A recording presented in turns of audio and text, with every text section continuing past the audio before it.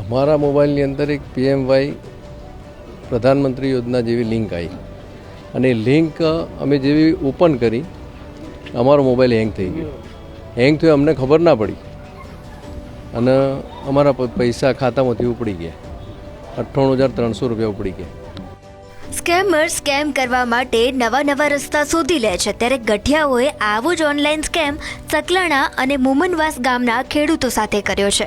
મોબાઈલમાં PM કિસાન યોજનાની link મૂકી ગઠિયાઓએ 7 ખેડૂતો સાથે લાખોની છેતરપિંડી કરી છે. લિંક પર એક ક્લિક કરતાં જ ખાતામાંથી લાખો રૂપિયા ઉડી ગયા હતા અને આ લિંક 1.5 લાખ ખેડૂતો પાસે પહોંચી છે.